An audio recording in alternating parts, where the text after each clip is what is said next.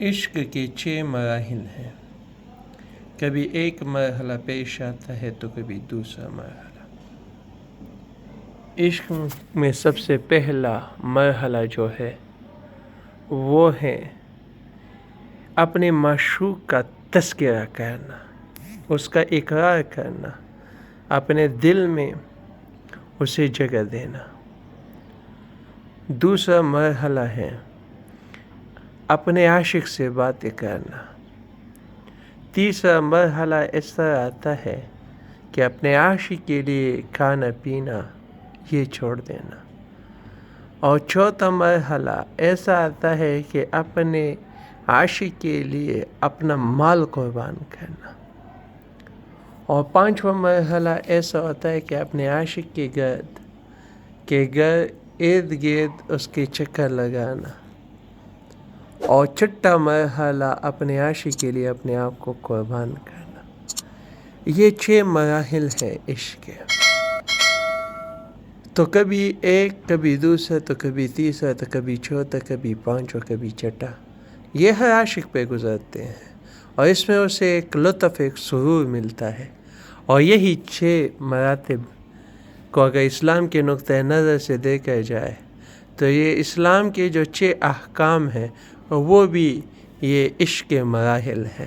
سب سے پہلا مرحلہ جو عشق کا، اس کا نام لینا، اسے دل میں جگہ دینا، تو یہ ہے لا الہ الا اللہ محمد رسول اللہ کلمہ ہے، کہ اس کا تذکرہ کرنا اپنے دل میں اپنا اللہ کا نام بار بار لینا۔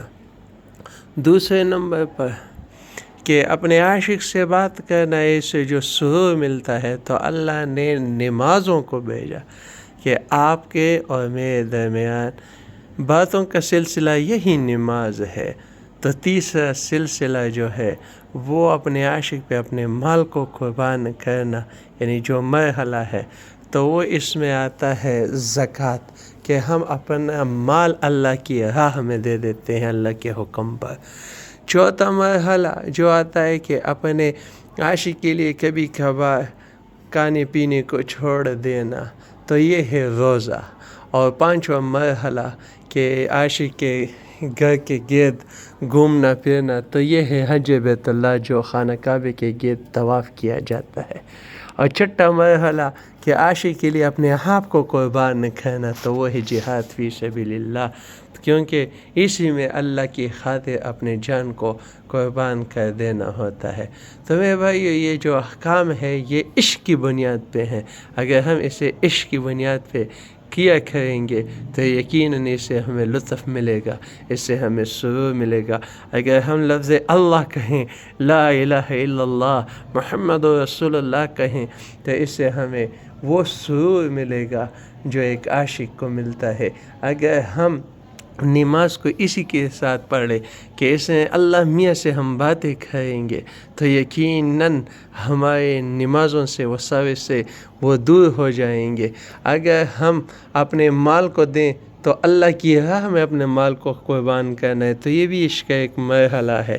چوتھے نمبر پر جو میں نے آپ سے عرض کیا کہ روزہ اگر ہم رکھیں تو اللہ میاں کے لیے، کہ عاشق کبھی اپنے عاشق کے لیے کھانا پینا چھوڑ دیتا ہے، تو اس میں اسے ایک لطف ملتا ہے، اور اس کے گرد چکر اللہ رب العزت ہم سب کو بیت اللہ شریف کی زیارت نصیب فرمائے، قبول حج عمرے کے لیے ہمیں بار بار لائے تو یہ وہاں پہ ادا کیا جائے گا۔ اور چھٹا وہ ہے جہاد فی سبیل اللہ، کہ اللہ کی راہ میں اللہ کے لیے اپنے جان کو قربان دینا۔